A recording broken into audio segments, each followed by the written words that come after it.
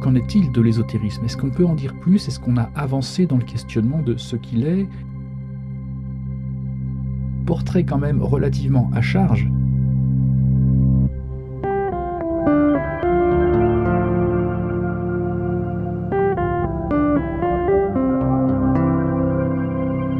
Depuis quelques entretiens, nous avons énuméré un certain nombre de postulats sur lesquels s'appuie l'ésotérisme et nous avons au fur et à mesure décrypté. Si vous n'avez pas du tout suivi cette série, je vous suggère fortement d'en écouter au moins quelques épisodes ou par exemple la présentation. Parce que maintenant vient l'heure de faire un bilan de cette énumération et de ces décryptages, donc c'est un peu l'objet, même c'est complètement l'objet de cet entretien, avec la question suivante: est-ce que finalement nous avons, en nous référant à certains postulats, réussi à mieux définir ce qu'est l'ésotérisme, ou est-ce qu'on n'a pas réussi à mieux le définir? Au départ, on se demandait qu'est-ce que c'est l'ésotérisme finalement, et quelle attitude adopter à son contact. C'est-à-dire si on arrive à mieux discerner, on saura mieux comment réagir lorsque l'on est exposé à des discours ésotéristes. Si on reprend les différents décryptages que nous avons dégagés au fur et à mesure des entretiens, on a bien sûr mis en évidence que des postulats existent et existent en tant que postulats, mais ce qui les sous-tend ou ce à quoi ils renvoient systématiquement n'est jamais fiable. Et nous avons noté des inversions fréquentes, des détournements de mots ou de concepts.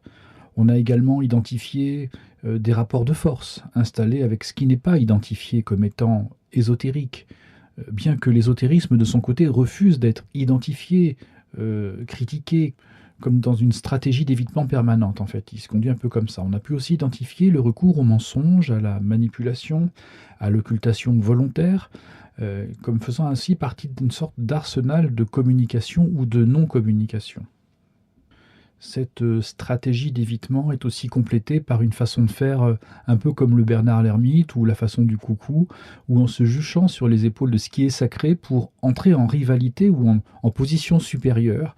Et l'ésotérisme, finalement, renvoie en bout de course chacun à sa propre conscience, quelles que soient ses options personnelles, quels que soient ses enseignements et quel que soit le courant ésotérique, en se retirant par là même de ses propres responsabilités ou de tout engagement vis-à-vis des personnes. Alors ça pourrait paraître une attitude qui pourrait être lâche, cruelle, inconsistante par exemple, mais aussi on peut dire finalement c'est une voie de liberté parce qu'elle nous laisse libres sans nous imposer quoi que ce soit. Finalement, peu importe, ce qu'il en ressort est un portrait quand même relativement à charge de l'ésotérisme, mais ce qui compte est finalement de se demander, alors qu'en est-il de l'ésotérisme? Est-ce qu'on peut en dire plus? Est-ce qu'on a avancé dans le questionnement de ce qu'il est et quelle est l'attitude qu'on peut avoir par rapport à lui?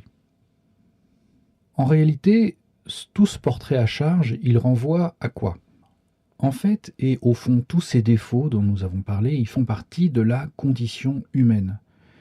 Et les ésotéristes sont conscients de leur condition humaine, bien imparfaite, bien limitée, et c'est de cette condition dont ils veulent sortir finalement. L'ésotérisme s'adresse et parle surtout de l'homme blessé, qui a conscience de son imperfection, l'homme qui doute, qui se sait ignorant, qui se sait perdu, isolé, dans un monde qu'il veut comprendre et qu'il ne comprend pas, dans un univers dont il ne connaît pas ni l'origine ni la destination, et il est curieux de beaucoup de questions, il est très ouvert et il veut des réponses à ces différentes questions, à sa curiosité. Mais plutôt que d'aider les personnes à sortir de cette situation, l'ésotérisme maintient la personne dans une dynamique anthropocentrée, comme on l'a vu, mais aussi égocentrée, et dans l'attitude dans laquelle la personne veut finalement, au fond, s'appartenir, se posséder, rester le centre de son monde, de ses perceptions ou de l'univers. Donc finalement, il renvoie les personnes à elles-mêmes et rien qu'à elles-mêmes, tout en ayant au départ fait un appel d'air en disant la métaphysique c'est par ici. Donc j'en viens à dire que l'ésotérisme serait une sorte de champ métaphysique réinvesti, réinventé au service d'un désir de chacun, de décider de ce qui est vrai, de ce qui est faux, de ce qui est bien, de ce qui est mal par lui-même, en dehors de toute autre influence manifestée, sensible, que sa propre conscience individuelle, personnelle. Alors pour des personnes de culture chrétienne, elles reconnaîtront dans ce que je viens de décrire la structure de ce qui s'appelle le péché. Mais pour l'ésotéristes, ça n'a pas le moindre sens, cette histoire de structure du péché. Donc la mise en regard des deux approches, chrétienne d'un côté, ésotériste de l'autre, pourrait permettre d'avancer également dans une approche peut-être plus fine de ce que c'est l'ésotérisme et de ce qu'il implique pour les personnes.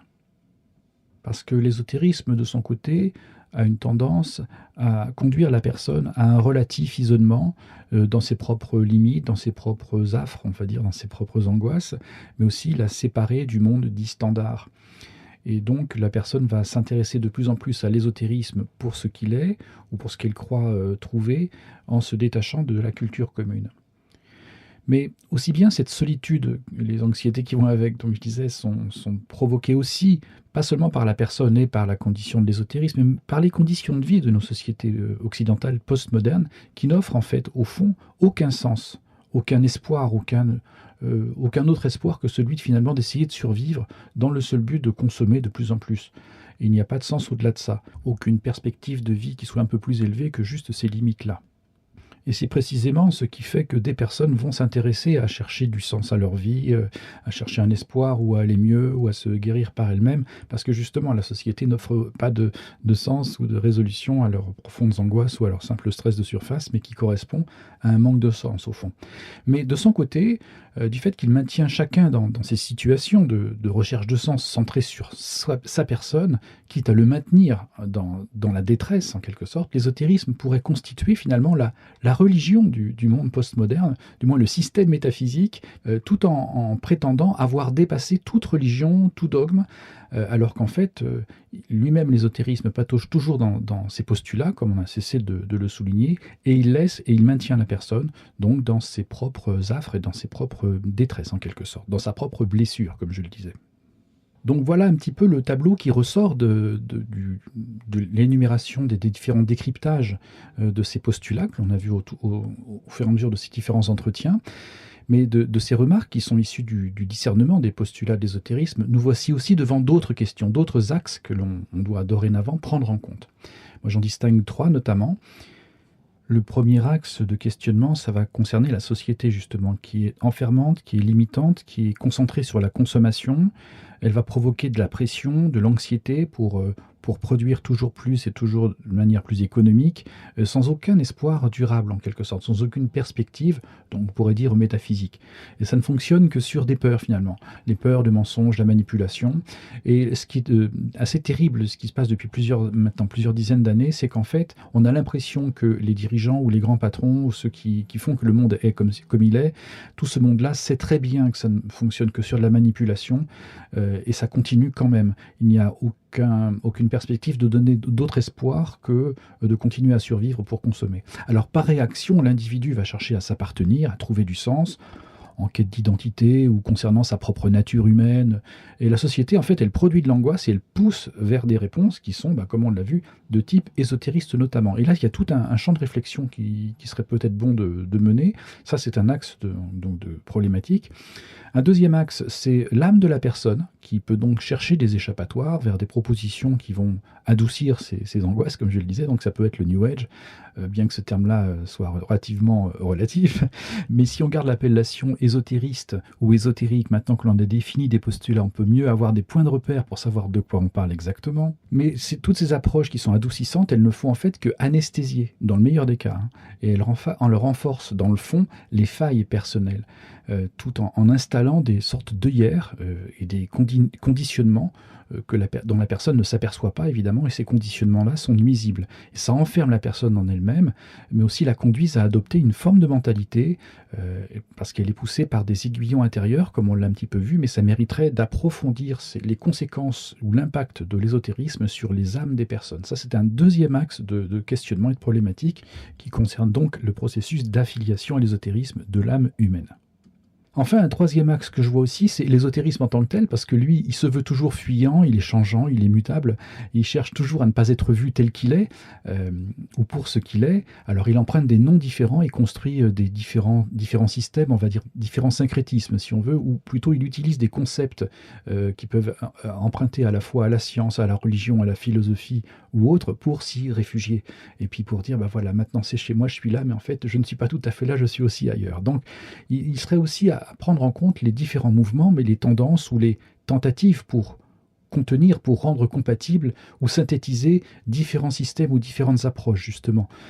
Et cela va rentrer en résonance avec un besoin qu'éprouvent les gens de s'enraciner quelque part ou de trouver des références toujours nouvelles à travers différents, on va dire, différents systèmes, justement, ces différentes offres. Quand je dis un système, c'est une forme d'appartenance ou un centre d'intérêt. Ça peut être assez vague, en fait, ou assez vaste comme réponse. Mais ce sont des noms qu'il faut trouver. Des noms tels que, par exemple, la théosophie ou l'ésotérisme chrétien ou le christianisme ésotérique ou christique ou holistique, et ce que sais-je. Donc ce sont autant de traductions, en fait, qui relèvent d'un humanisme, de cet anthropocentrisme dont je parlais, qui cherche à faire que chacun s'échappe de sa condition humaine en s'accrochant par ses propres forces pour se dépasser et pour arriver à un but idéal ou idéalisé. Parce que l'ésotérisme, c'est aussi, comme on l'a sous-entendu, c'est un idéal plus qu'une réalité tangible. Alors ce sont autant de chapitres, les 3 axes que je viens de citer, dont nous parlerons dans les mois qui viennent, donc on a tout le temps devant nous. Et si ces sujets vous intéressent, n'hésitez pas à vous abonner, à cliquer sur le pouce en l'air évidemment, et surtout à partager autour de vous les vidéos de cette chaîne, ou celle-ci en particulier. Je vous en remercie en tout cas par avance, et merci d'ores et déjà pour avoir écouté cet entretien jusque-là. Et donc je vous dis à bientôt. Allez, salut!